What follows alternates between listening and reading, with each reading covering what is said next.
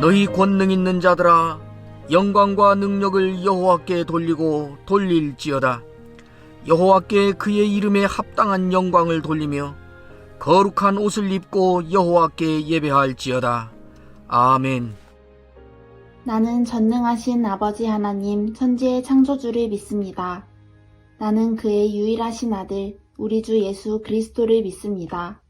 그는 성령으로 잉태되어 동정녀 마리아에게서 나시고 본디오 빌라도에게 고난을 받아 십자가에 못 박혀 죽으시고 장사된 지 사흘 만에 죽은 자 가운데서 다시 살아나셨으며 하늘에 오르시어 전능하신 아버지 하나님 우편에 앉아 계시다가 거기로부터 살아있는 자와 죽은 자를 심판하러 오십니다.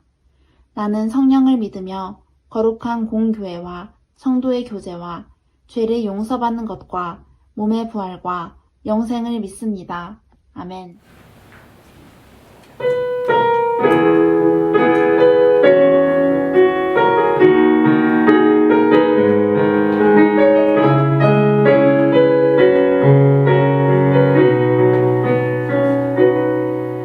날이 저물어 갈 때, 빈들에서 걸을 때, 그때가 하나님의 때.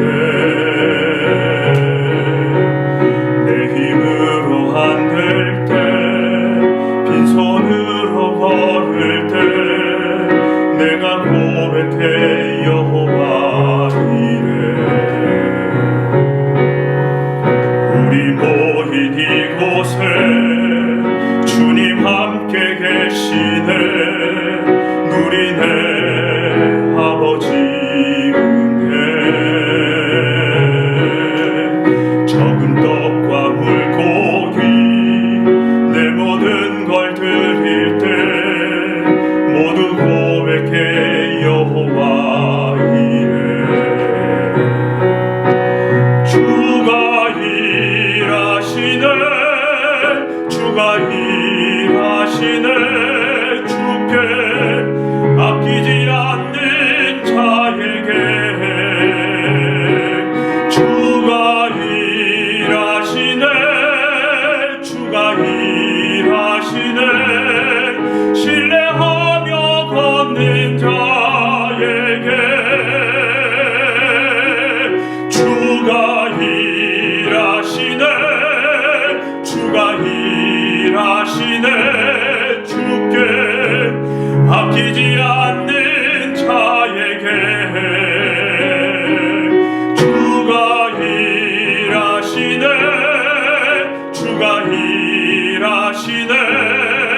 신뢰하며 걷는 자에게.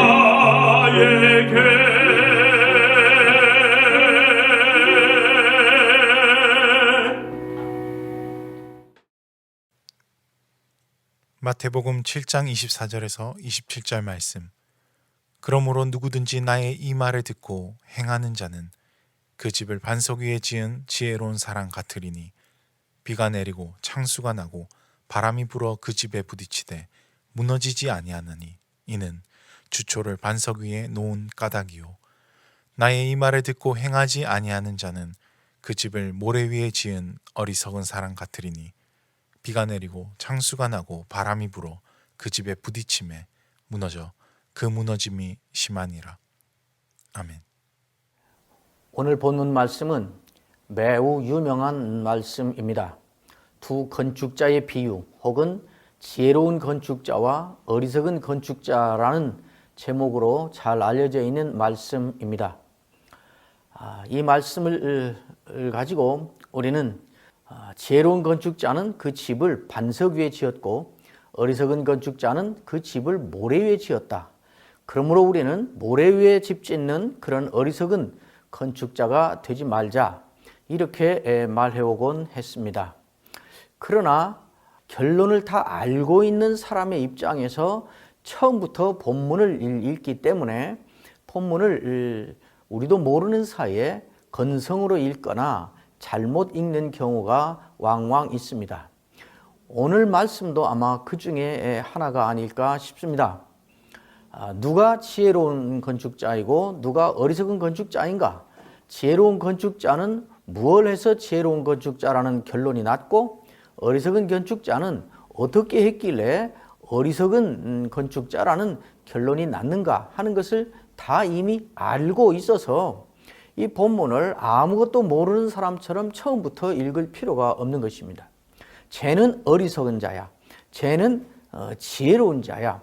그래서 어리석은 자에 대한 이야기를 읽으면 이는 처음부터 그 사람은 어리석은 자라는 결론을 내려놓고 그 사람이 하는 모든 것이 어리석음의 증거인 것으로 단정을 하며 그렇게 읽게 되는 것입니다. 모래 위에 지은 건축자가 어리석은 자다. 그러므로 우리는 그런 어리석은 자가 되지 말자.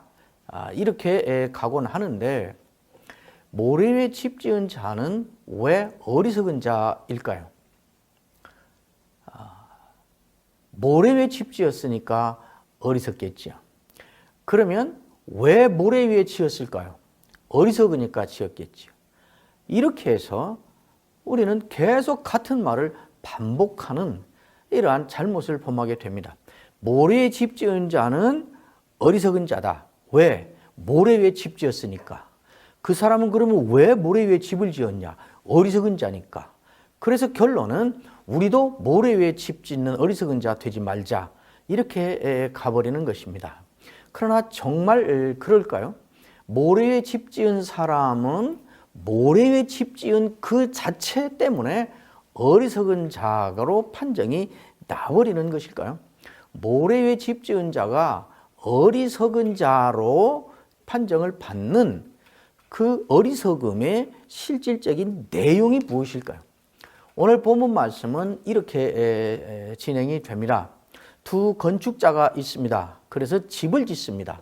여기에는 모두가 인정해야만 이야기가 진행되는 전제 조건이 있습니다. 두 사람이 다 똑같은 설계도를 가지고 똑같은 집을, 똑같은 건축 자재를 가지고 짓는 것입니다. 한 사람은 500평 집을 짓는데 한 사람은 100평 집을 짓고 한 사람은 이태리 수입품 건축 자재로 짓는데 한 사람은 국산 자재로 짓고 이런 거 아니고 모두가 다 똑같습니다. 건축 자재도 똑같고 설계도도 똑같습니다. 그래서 두 사람이 각각 집을 짓습니다. 그런데 한 사람은 한 달 지났는데 집을 다 지어놨습니다. 사람들이 다 모여서 집을 봤습니다. 집이 아주 멋있게 지어져 있습니다. 그래서 다 축하도 하고 그랬겠지요. 그런데 집을 같이 짓기 시작한 다른 사람이 있는 걸 동네 사람들이 알아서 거기를 가봤습니다. 그랬더니 이 사람은 아직도 땅 파고 있습니다. 석 달이 지났는데도 아직도 땅 파고 있습니다. 이제 거의 기초공사 끝났다 그럽니다. 사람들이 궁금했지요. 야, 저 사람은 도대체 얼마나 멋진 집을 얼마나 크게 얼마나 의리여리하게 지킬래 저렇게 오랫동안 긴 시간 거쳐서 저렇게 짓나 궁금했겠지요. 어느 날 그 집도 집이 다 지어졌다는 소문이 났습니다. 사람들이 그 집을 보러 왔습니다. 와서 그가 지은 집을 보니까 이게 똑같은 집인 것입니다. 이거 뭐야? 저 사람이 1년 전에 지었던 그 집이잖아. 근데 그 집하고 똑같은 집을 1년 걸려서 지은 거야? 이렇게 된 것입니다. 그러니까 결국 모래 위에 지은 사람이 건축비도 엄청 줄이고 기간도 줄이고 그렇게 된 것입니다. 사람들이 볼 때에 누가 지혜로운 사람일까요? 사람들이 자기의 집을 맡기려 할 때 누구에게 맡기게 되고 누가 영웅이 되고 누가 능력자가 되고 누가 인기 있는 사람이 됐을까요? 똑같은 집을 짓는데 짧은 시간에 지어서 공기를 단축하고 그래서 건축비를 엄청 감축한 이 사람이 정말 지혜로운 사람일 것입니다. 저 사람이 정말 능력이 있어. 집 지으려면 저 사람한테 맡겨야 돼. 저 사람은 같은 집을 지어도 빨리 똑같이 완전하게 지어내니까 그랬을 것입니다. 이 상황에서는 모래 위에 집 지은 사람이 반석 위에 집 지은 사람보다 훨씬 지혜로운 사람이 되는 것입니다. 저 바보 같은 사람이야. 시간만 끌고 돈만 많이 들어가고 똑같은 집 지으면서도 저 사람에 맡기면 돈이 몇 배로 더 들어. 이렇게 되지 않았겠습니까? 어느 날 바람이 불고 홍수가 나고 태풍이 졌습니다. 그래서 사람들이 다 이제 집에 들어앉아서 지나가기를 피했겠죠. 태풍도 지나가고 홍수도 멈추고 이제 바람도 멈추고 다 이제 정상이 됐습니다. 사람들이 다 나와봤습니다. 그런데 거기에 멋있게 서 있던 집 한 채가 그냥 없어져 버린 것입니다. 다른 집은 어떻게 됐어? 그리고 가봤더니 그 집은 든든히 서 있는 것입니다. 그러니까 그때야 알게 된 것입니다. 모래에 지은, 멋지게 지은 저 사람은 건축 기간을 단축시켜서 돈을 아끼고 시간을 절약한 게 아니라 들어간 만큼 전체를 허비해버렸고 들어간 전액을 다 없애버린 그런 사람이었다는 것이 그때 드러난 것입니다. 바람 불고 비 오고 홍수가 나서 이 집이 제대로 지어진 집인가를 검증할 때가 있다는 이 사실만 없으면 영원히 모래 위에 집 지은 사람이 지혜로운 사람입니다. 그러나 그 사람이 어리석은 사람이 되고 시간이 오래 걸리고 돈이 훨씬 더 들었지만은 바람 불고 비 와도 없어지지 않고 그대로 서 있어서 들어간 걸 그대로 보존하고 지키는 이 사람이 지혜롭다 하는 것은 바람 불고 비 오고 창수가 난 그때에 비로소 밝혀진 사실입니다. 검증하는 이 바람 불고 비 오고 창수가 나는 이 사건만 없다면 영원히 모래 위에 집 지은 사람이 지혜로운 사람일 것입니다. 이 두 사람이 이 어느 때가 되면 바람 불고 비 오고 창수가 나서 이 집이 자칫하면 떠내려갈 수 있다. 집이 무너져 내릴 수 있다. 이 사실을 이 두 건축자가 알았을까요? 몰랐을까요? 여기에 또 하나의 전제 조건이 있습니다. 다 알고 있다는 것입니다. 왜냐하면 이때 바람 불고 비 오고 창수나고 한 것이 한 번도 그런 적이 없었는데 유사일에 한 번도 그런 일이 없었는데 천재지변이 일어나서 역사상 처음으로 이 사건이 일어난 것이라고 말할 수 없습니다. 그냥 왕왕 있는 일인 것입니다. 그러니까 집 짓는 사람은 건축업자는 반드시 그런 일이 있을 수 있다는 것을 알고 있는 것입니다. 그렇다면 무엇이 문제일까요?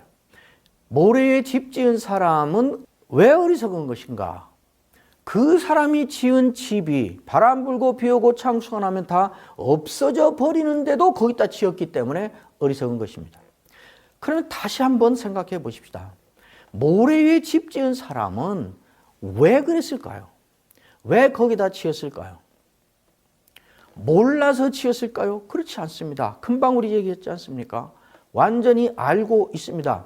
바람 불고 비 오고 창수 나면 이 집 위험한데 이 집 다 떠내려가고 무너지고 없어질 수 있는데 이것을 알고 지은 것입니다. 그걸 알면서도 왜 지었을까요? 그건 알 수가 없습니다. 그게 뭐 설마 무너지겠나? 설마 그렇게까지 비가 오겠나? 그래서 설마 요행수를 바라고 지었는지 지어서 딱 넘겨주고 나는 돈 받고 이제 가면 되는데 뭐 그건 그때 이후의 일이니까 내가 알 바 아니지. 그래서 그렇게 짓고 끝내는 것인지 왜 그랬는지는 알 수 없습니다. 그러나 분명한 것은 이렇게 지으면 그런 일이 일어날 수 있다는 것을 알면서 지은 것입니다. 그러니까 모래 위에 집 지은 그 사실 자체로 이 사람이 어리석은 것이 아니고 이 사람의 어리석음의 핵심은 모래 위에 집 지으면 반드시 언젠가 바람 불고 비 오고 홍수 나는 때가 있고 그런 일이 벌어지면 이 집은 통째로 없어지고 이렇게 들여서 지은 것이 다 허사가 될 수 있다라는 사실을 알면서도 지은 것입니다. 그것이 이 사람의 어리석은 것입니다. 반석 위에 집 지은 사람은 돈이 몇 배가 더 들어가고 시간이 더 들어가면서도 그렇게 지은 것은 쉽게 지차고 빨리 지차고 돈 적게 들이고 빨리빨리 하자고 기초공사 제대로 안 하고 집 지으면 나중에 큰일이 나고 통째로 없어질 수 있다. 그러니까 돈이 더 들어가도 시간이 더 걸려도 고생을 더 많이 해도 그런 일이 왔을 때도 든든히 서 있을 그런 집을 지어야 된다. 그걸 붙잡고 그렇게 시간을 오래 끌고 돈을 많이 들이고 고생을 더 하면서 지은 것입니다. 그것이 이 사람의 지혜인 것입니다. 더 빨리 갈 수 있는 길을 알고 있고, 더 쉽게 할 수 있는 일을 알고 있고, 더 크게 할 수 있는 길을 알고 있지만 그 길이 위험하다. 그것이 제대로 된 것인가를 검증해야 하는 날이 반드시 온다라는 것을 붙잡고 거기에 비중을 두고 그 길을 간 것입니다. 이것이 지혜입니다. 그러니까 이 두 사람의 지혜와 어리석음의 대조는 반석 위에 지은 지혜와 모래 위에 지은 어리석음이 아니고, 모래 위에 집 지으면 검증받을 때 무너져서 통째로 없어진다는 것을 알면서도 지은 어리석음과, 쉽게 갈 수 있는 길이지만 이렇게 더 고생하면서 이렇게 해야 검증을 받을 때도 든든히 서 있다는 것을 알고 그 길을 간 그 지혜입니다. 여러분, 만약 우리 인생에 예수님이 다시 오셔서 우리가 어떻게 살았는지, 우리가 신자답게 살았는지, 제대로 살았는지, 우리의 인생이 제대로 세워진 집처럼 그렇게 세워진 것인지를 검증하는 예수님이 다시 오시는 이 사건만 없다면, 수단과 방법을 가리지 않고 교회를 부흥시키고, 수단과 방법을 가리지 않고 돈을 모으고 명예를 얻고 권력을 얻고 이렇게 해서 사는 것이 가장 지혜로운 일일 것입니다. 그러나 그렇게 우리는 할 수 없는 것은, 이렇게 한 것에 대하여 우리 주님이 오셔서 반드시 검증하는 때가 있다는 것을 우리가 알기 때문에 그렇게 할 수 없는 것입니다. 내가 이대로 이렇게 살다가는 또 한 번 하나님한테 혼나지, 이렇게 살면 또 하나님이 싫어하시지, 이거 하면 안 되는데 이렇게 했다가 또 한 번 혼나고 당하지, 이런 생각이 자꾸 드는데도 알면서도 그걸 무시하고 덮어버리고 그냥 그 길을 계속 가는 것, 그것이 어리석은 것입니다. 힘들어도 고생해도, 내가 지금 억울해도, 그래도 주님 오셔서 검증할 때 이 길 가야 그때 바로 서지, 이 생각 때문에 억울한 일 당하고 손해보는 일 당하고 고난 당하고 고생하면서도 그 길을 가는, 그것이 지혜인 것입니다. 이 모래 위에 집 지은 어리석은 자의 그 어리석음은, 그러니까 단순히 무지함에서 온 처신이 아니고 단순히 무식함의 문제가 아니라 악한 것입니다. 이렇게 하면 안 되고, 이렇게 하면 다 망하고, 이렇게 하면 다 없어지고, 전략한 게 아니라 들어간 만큼 다 허비하는 것이 되고 낭비하는 것이 된다는 걸 알면서도 어떤 이유로 그걸 무시하고 그 길을 가버린 그 어리석음이니까, 그 어리석음은 단순히 무지함이나 무식함이 아니고 악한 것입니다. 모래 위에 집 지은 사람에게는 또 한 번의 기회가 주어지고 있었습니다. 다시 시작하는 것입니다. 그러나 다시 시작할 수 있는 그 기회를 이 사람은 무시하고 그냥 지나쳐 버렸습니다. 여러 이유가 있을 수 있겠죠. 지금까지 들어간 것이 얼마인데 이걸 다 하고 다시 시작하려면 이 들어간 돈은, 이 손해를 어떻게 감당하려고. 지금까지 했잖아. 그러니까 이거 아까워서라도 계속 가야지. 우리가 살면서 흔히 내놓는 이유들 아닙니까? 지금까지 내가 바친 것이 얼마인데 뭐 잘못될 수 있겠지만은 이거 아까워서라도 어떻게 못하지 해서 어떤 이유로든지 다시 시작할 수 있는 그 기회를 계속 거부하거나 무시하거나 지나쳐 버리는 것입니다. 이런 점에서 모래 위에 집 지은 사람은 이중적으로 어리석은 것입니다. 그렇게 하면 다 망한다는 걸 알면서도 그거를 밀어붙이고 간 것과, 이제라도 고쳐서 다시 시작하면 지금까지 들어간 것만 손해볼 수 있다, 이거 알면서도 지금까지 들어가는 것, 손해보는 것이 더 커 보여서 그냥 밀어붙여서 앞으로 들어갈 모든 것을 다 손해보는 길로 가버린 것입니다. 예수님은 이 비유의 말씀을 왜 하셨는가? 예수님은 마태복음 5장, 6장, 7장 긴 산상설교의 말씀을 마치면서 산상설교의 마지막 결론으로 이 말씀을 하셨습니다. 그러므로 앞달락의 결론이기도 하지만 사실은 산상수훈 전체의 결론이기도 합니다. 그래서 그러므로 그랬습니다. 누구든지 나의 이 말을 듣고 행하는 자는 그 집을 반석 위에 지은 지혜로운 자 같으리니 비가 나고 창수가 나고 바람이 불어 그 집에 부딪히되 무너지지 아니하니 이는 그 주초를 반석 위에 지은 까닭이요 나의 이 말을 듣고 행하지 아니하는 자는 그 집을 모래 위에 지은 어리석은 자 같으리니 비가 내리고 창수가 나고 바람이 불어 그 집에 부딪힘에 그 무너짐이 심하니라 그랬습니다. 예수님은 지금 이 비유를 건축학 개론으로 강의하려고 하시는 것이 아닙니다. 집 짓는 문제 얘기 아닙니다. 이 얘기는 건축을 할 때는 이렇게 지어라 우리에게 집 짓는 걸 가르치기 위해요. 예수님이 산상수훈 끝에 놓은 것이 아닙니다. 지금까지 예수님이 하신 모든 말씀을 듣고 말씀을 들은 자로서 이제 어떻게 할 것인가를 결단을 촉구하는 마지막 결론으로 하신 말씀입니다. 나의 이 말을 듣고 이제 행할 것인가? 이 말을 듣고 행하지 않을 것인가?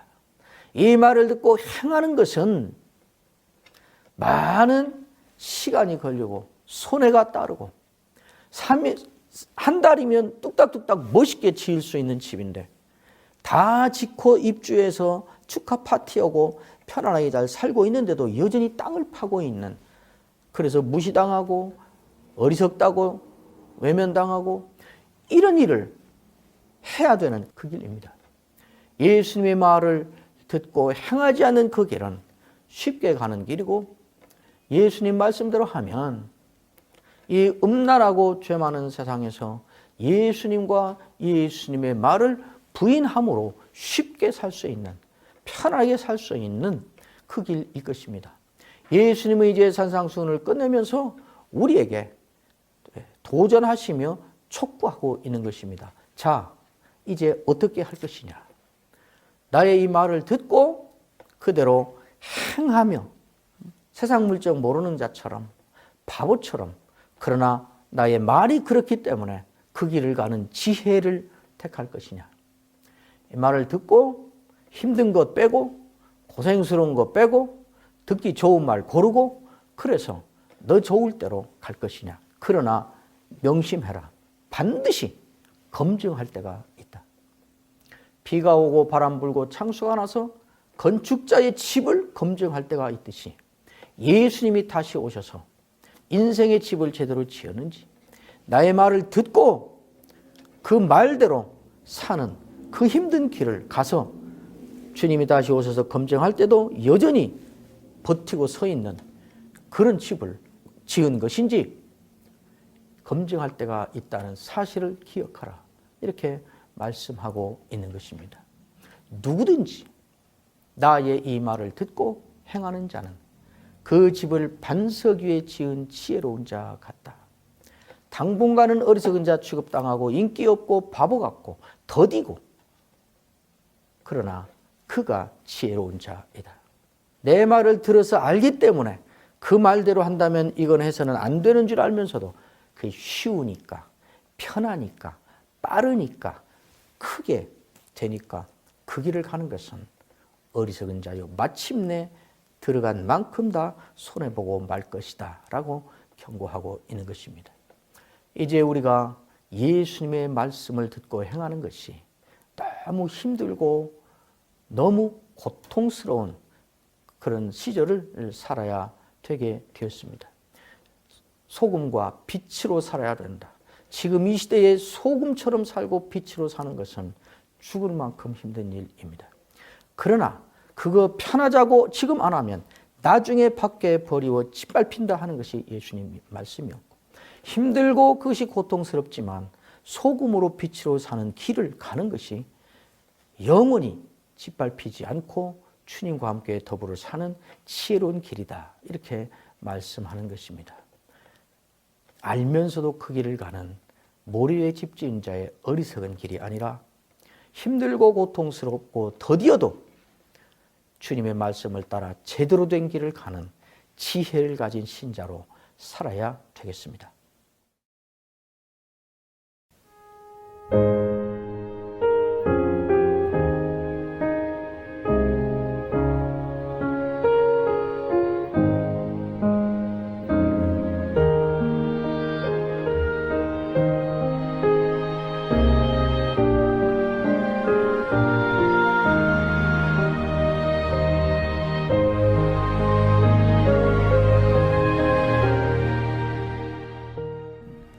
여호와는 내게 복을 주시고 너를 지키시기를 원하며 여호와는 그 얼굴로 내게 비추사 은혜 베푸시기를 원하며 여호와는 그 얼굴을 내게로 향하여 드사 평강 주시기를 원하노라. 아멘.